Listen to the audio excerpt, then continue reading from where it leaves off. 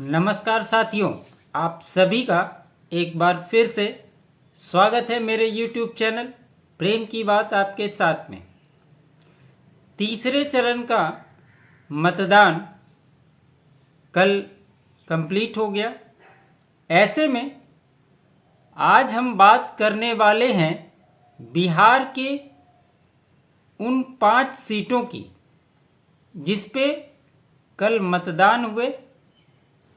मतदान के बाद जो रुझान सामने आ रहे हैं, आज उसी का विश्लेषण करने जा रहे हैं और ये बताने की कोशिश कर रहे हैं कि इस मतदान में कौन बाजी मार सकता है और जो पहले 2 चरण के मतदान हुए थे उसके जो वोटिंग परसेंटेज थे और कल जो वोटिंग परसेंटेज बढ़े, इसके क्या मायने। तो इस चर्चा की शुरुआत करते हुए आपको बताना चाहता हूं, कल आपने देखा होगा, हालांकि इलेक्शन कमीशन का फाइनल आंकड़ा अभी तो नहीं आया है, लेकिन 2019 की तुलना में अगर बात की जाए तो लगभग वोटिंग परसेंटेज बराबर आ रहा है।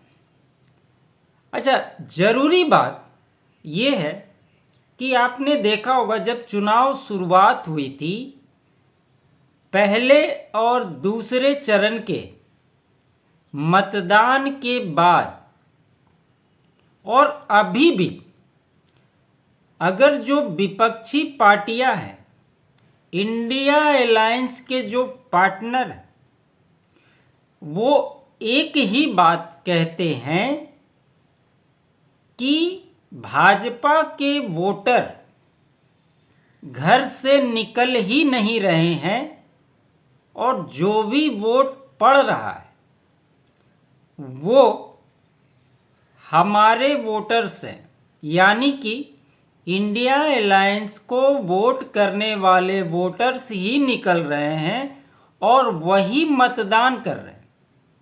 लेकिन इसके बावजूद भी आपने देखा होगा कि एनडीए आश्वस्त है, अपनी जो नारा उन्होंने दिया था, प्रधानमंत्री ने नारा दिया था 400 सीट का इस बार, उस पे वो अभी भी आश्वस्त नजर आते हैं।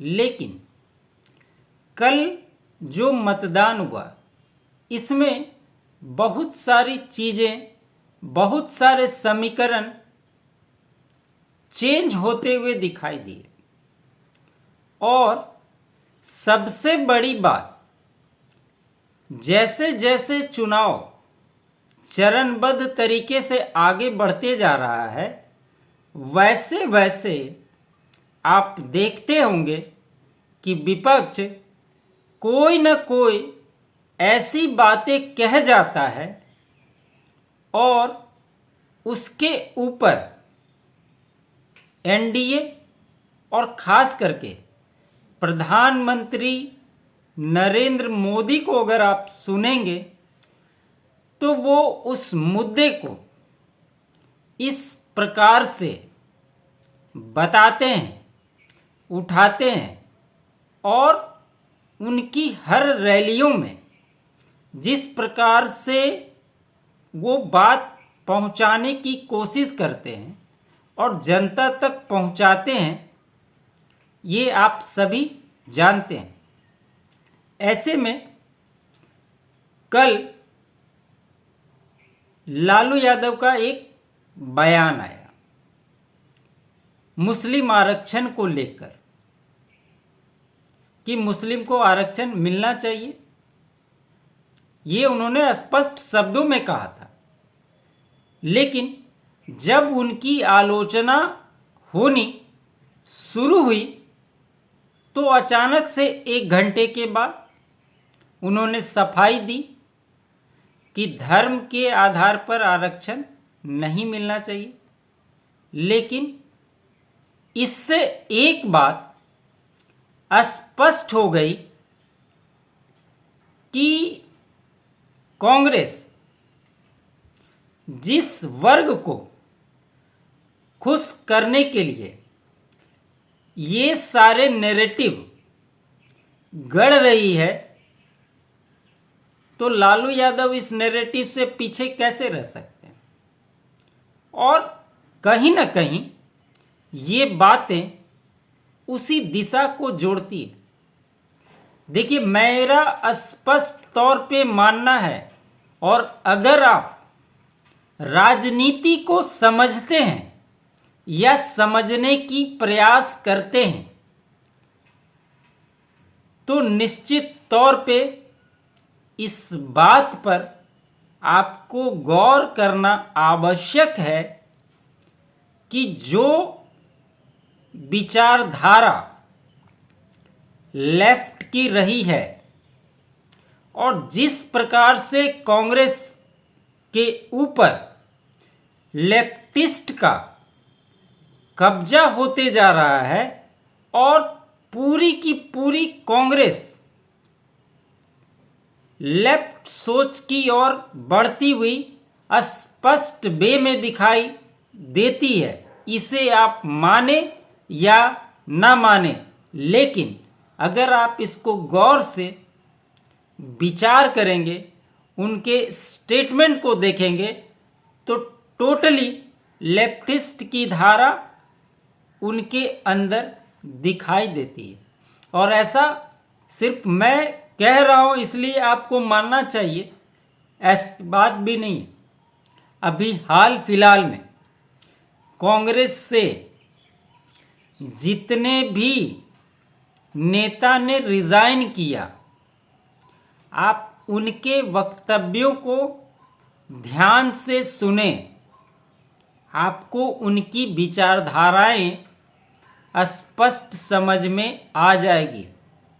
ऐसा तो नहीं हो सकता ना कि हर किसी को नरेंद्र मोदी जबरदस्ती करके अपनी पार्टी में ले आए। वो उतने बड़े कद्दावर नेता नहीं है।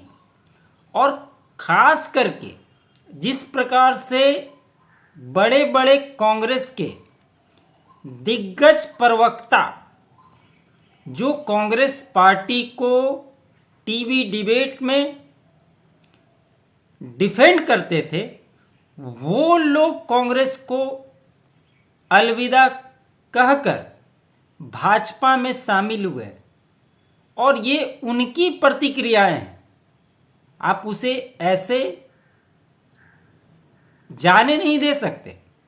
उनकी बातों में कुछ न कुछ तो बात होगी।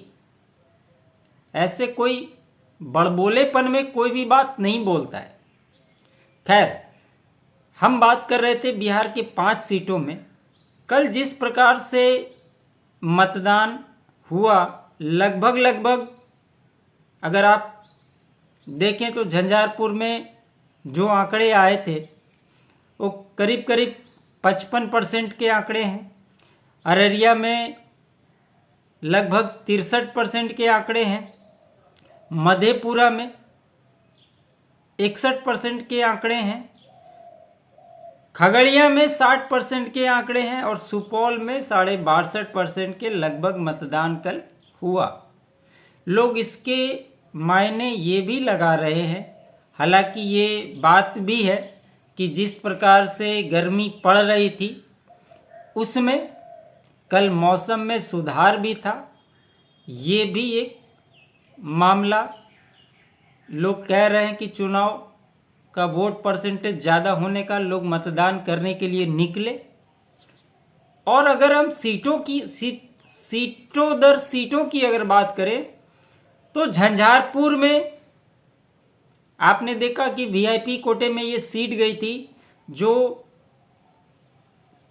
सुमन महासेठ यहाँ से चुनाव लड़ रहे हैं, लेकिन जो गुलाब यादव प्रमुख दावेदारी पेश कर रहे थे इस सीट पे, वो अंततः बीएसपी के टिकट पर चुनाव लड़ गए यहाँ से। ये वोट किसको नुकसान पहुंचा रहा है ये आप सभी जानते हैं। निश्चित तौर पे ये इंडिया गठबंधन को भारी नुकसान पहुंचा रहा है और इस पे एनडीए आगे बढ़ती जा रही है। और अगर 2019 की बात करें तो ये जो 5 सीटें जिस पे कल चुनाव हुए, मतदान पड़े, ये पिछले बार पांचों की पांचों सीट एनडीए के खाते में गई थी। वहीं अगर अररिया की बात करें, एक बात इससे पहले मैं ये भी बता दूं आपको कि चुनाव के पहले कई ऐसी सीटें थी जिस पर महागठबंधन कड़े मुकाबले में था, लेकिन जैसे जैसे आपसी मतभेद अपने पार्टी में अपने नेताओं पर संयम अंकुश लगाने में नाकाम रहने की वजह से कई सीटें जो कड़े मुकाबले में थी, उन सीटों पर भी लड़ाई एक तरफा हो गई, कमज़ोर हो गई। ये इन सीटों के माध्यम से दिखाई स्पष्ट तौर पे देता है।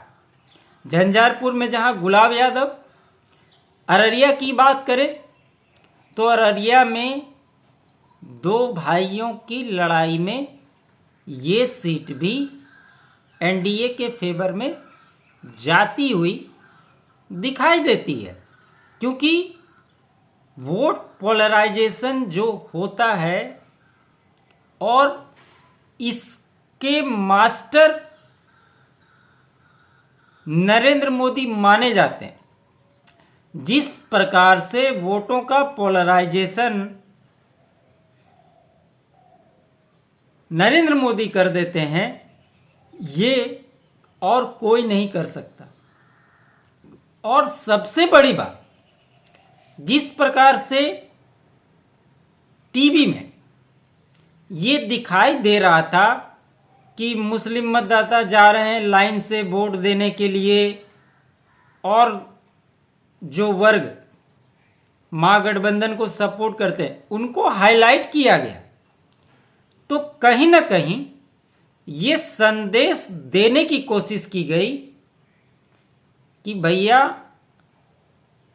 आप हिंदू मतदाता होकर आप वोट देने नहीं जाओगे और एक तरफ देखो लाइन से लोग वोट देने के लिए जा रहे हैं। ये एक इम्पैक्ट बनाने की कोशिश की गई। और एक बात मैं और आप लोगों को बता दूं, कई सारे ऐसे लोग हैं जो मतदान करने नहीं जाते, लेकिन वो भाजपा को, नरेंद्र मोदी को पूर्णतः सपोर्ट करते हैं और वो चाहते हैं कि मोदी की ही सरकार बने। ऐसे मतदाता भाजपा के सपोर्ट करने वाले बहुत सारे हैं।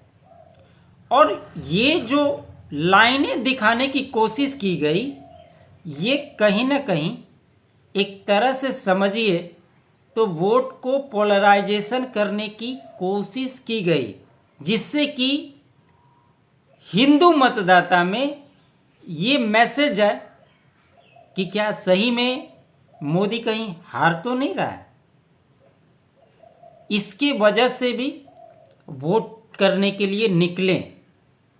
ये नैरेटिव दिखाने में समझिए तो भाजपा सफल रही, और इस चलते भी आपसी लड़ाई के चक्कर में अररिया सीट पे भी एनडीए आगे दिखाई दे रहा है। बात अगर मधेपुरा की करें तो मधेपुरा की बात करने के पहले इस बात को भी करना जरूरी है कि जो पप्पू यादव सीमांचल में अपना वर्चस्व रखते हैं, जब वो पूर्णिया से चुनाव लड़ते हैं और उस मंच पे तेजस्वी यादव जब भाषण देते हैं और ये कहते हैं कि अगर आपको मेरा कैंडिडेट पसंद नहीं है तो आप भाजपा के कैंडिडेट को जिता दो, एनडीए के कैंडिडेट को जिता दो, लेकिन इधर उधर वोट मत डालो। ऐसे में क्या आपको नहीं लगता कि पप्पू यादव जो उस क्षेत्र में प्रभावित हैं और वो घूम घूम कर जनता के बीच में इन जगहों पे गए हैं, मधेपुरा हो, उजियारपुर हो, समस्तीपुर हो, खगड़िया हो, झंझारपुर हो, तो क्या ये वहाँ पर डैमेज नहीं करेंगे? निश्चित तौर पे इन जगहों पे पप्पू यादव डैमेज करेंगे। तो डैमेज किसको करेंगे? निश्चित तौर पे महागठबंधन को ही डैमेज करेंगे। तो जो सीटें लड़ाई में जा रही थी, लेकिन आपसी उलझन की वजह से यहाँ पर एनडीए भारी पड़ता हुआ दिखाई देता है। वहीं अगर बात करें खगड़िया की, तो खगड़िया में एलजेपी के चिराग पासवान ने राजेश वर्मा को टिकट दिया था और वहां पे एक भीतरी और बाहरी लड़ाई की कहानी शुरू हुई थी। चूंकि 2019 में यहाँ पर एलजेपी के ही महबूब अली कैसर ने चुनाव जीता था और जब एलजेपी का बंटवारा हुआ और उन्हें टिकट नहीं मिला तो वो आरजेडी में शामिल हो गए। ऐसे में कहा यह जा रहा था राजेश वर्मा के बारे में कि वो चिराग पासवान के सबसे कमजोर सिपाही हैं। वहीं अगर जमुई की बात अगर आप करते हैं तो जो उनके जीजा थे अरुण भारती, उनके बारे में भी यही बातें कही जा रही थी कि नॉन पॉलिटिकल आदमी को टिकट दे दिया। लेकिन इन सभी जगहों में चिराग पासवान जिस प्रकार से रैली कर रहे हैं, रोड शो किए और उन्होंने हर एक मंच से कांग्रेस पे सवाल उठाया। जो सैम पेत्रोदा अमेरिका में रहता है, उसने बयान दिया था और राहुल गांधी ने भी लगातार अपने रैलियों में ये कहा कि हम एक्सरे करवाएंगे और जिसके पास जितना धन है उसके बंटवारा हम जाति के आधार पर, जिसकी जितनी संख्या है उसके आधार पर डिस्ट्रीब्यूट करेंगे। ये बातें चिराग पासवान ने हर मंच से उठाई, उन्होंने लगातार निशाना साधा। दूसरी बात, जिस प्रकार से चिराग पासवान ने अपने कैंडिडेट के साथ खड़े होकर मंच से जिताने की अपील की, एक साथ खड़े रहे, उन्होंने ये दिखाया कि ठीक है सीट हमारी है, यहाँ पे मेरा कैंडिडेट लड़ रहा है, लेकिन आप ये मानकर चलिए कि हमारा साथी अगर चुनाव जीतता है तो आपको एक सांसद नहीं 2 सांसद का हमेशा सपोर्ट मिलेगा, क्योंकि एक तो मैं हमेशा खड़ा ही हूँ और साथ में हमारा जो कैंडिडेट है वो भी उतना ही खड़ा रहेगा। ये एक बहुत बड़ा मैसेज चिराग पासवान ने अपनी सभी सीटों पर, इवन पूरे 40 सीटों पर जिस प्रकार से एनडीए जो 5 पांडव हैं वो एकजुट नजर आ रहे हैं, ये स्पष्ट तौर पे एनडीए के फेवर में जाता हुआ दिखाई दे रहा है। कहा यह जा रहा था जब गठबंधन हुआ था, नीतीश कुमार इस गठबंधन में आए थे, तो इसकी भी चर्चाएं थी कि चिराग पासवान जो नीतीश कुमार को कमज़ोर किए थे, तो ज़मीनी स्तर पे संगठन के लोग एक दूसरे को सपोर्ट नहीं देंगे और एक दूसरे को हराने का काम करेंगे। लेकिन उनके शीर्ष नेतृत्व की बात की जाए तो उन्होंने स्पष्ट तौर पे इन बातों का खंडन किया और कहीं भी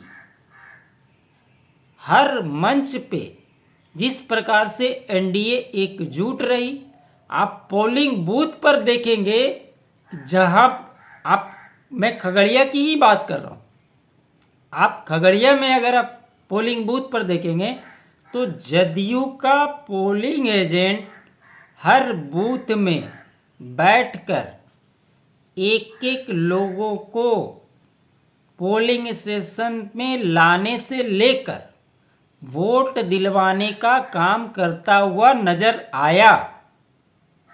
ये क्या दर्शाता है? भले कितने भी परसेप्शन बन जाएं, लेकिन ये निश्चित तौर पे एनडीए के लिए कहीं भी किसी तरह की संशय की स्थिति दिखाई नहीं देती है। वहीं अगर सुपौल की बात करें तो जिस प्रकार से यहाँ पर लड़ाई थी और बाकी सीटों की तरह यहाँ पर भी मैनेज किया गया, ऐसे में आज के संदर्भ में इन 5 सीटों पर अगर आप देखेंगे तो ये फिर से एक बार एनडीए रिपीट होती हुई इस चुनाव में भी दिखाई दे रही है। और जिस प्रकार से आप चाइनीज़ मीडिया को अगर आप देखेंगे, जो बड़े बड़े तथाकथित पत्रकार हुआ करते थे एक ज़माने में, वो आज भी राहुल गांधी को प्रधानमंत्री बना रहे हैं और उनके एलाई पार्टनर, चाहे तेजस्वी यादव हो, ममता बनर्जी हो, अखिलेश यादव हो, ये जितने भी दल हैं, ये जिस प्रकार से तुष्टीकरण की राजनीति करते हैं, एक वर्ग को रिप्रेजेंट करने के लिए अपनी जान लगाने के लिए तैयार रहते हैं, इन गैंग को मिलाकर ये चाइनीज़ मीडिया राहुल गांधी को प्रधानमंत्री बना रही है। और जब 4 तारीख को नतीजे आएंगे तो निश्चित तौर पे इस चाइनीज़ मीडिया से सवाल हम भी पूछेंगे कि भैया आप ये जो आंकड़ा ला रहे थे, ये तुम्हें कौन दे रहा था, ये तुम कहाँ से ला रहे थे? यह भी अपने आप में इस देश की बहुत बड़ी विडंबना है कि कुछ लोग आंख बंद करके न आगे देखते हैं, न पीछे देखते हैं, न दाएं देखते हैं, न बाएं देखते हैं। जो आपने घोड़ा को देखा होगा ना, जब वो टांगा चलता है तो उसके आँख में एक पट्टी लगा दी जाती है। वो क्यों लगाई जाती है? कि उसको सीधा दिखे और वो एक दिशा में जाए ताकि किसी प्रकार की दुर्घटना न हो, इसके लिए उसे लगाया जाता है।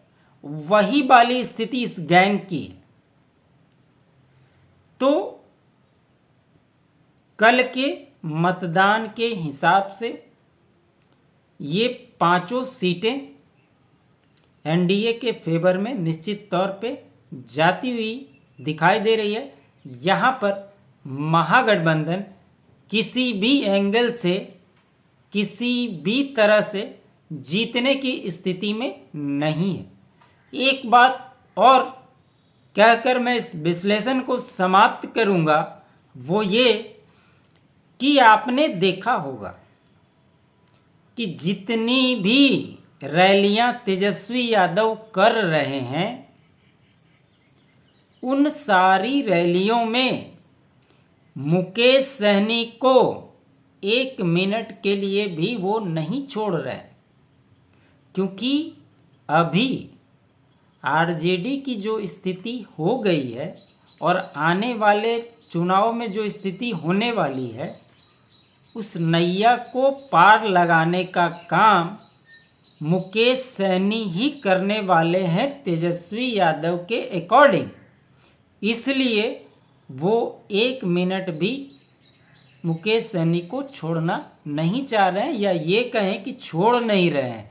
वहीं दूसरी ओर ये मुकेश सहनी के लिए भी बहुत बड़ी चुनौती है, जिस प्रकार से उन्होंने अपने समाज को गंगा जल देकर शपथ दिलाया था वोट देने का, वो कितना वोट ट्रांसफ़र करा पाते हैं, ये भी एक सवाल है।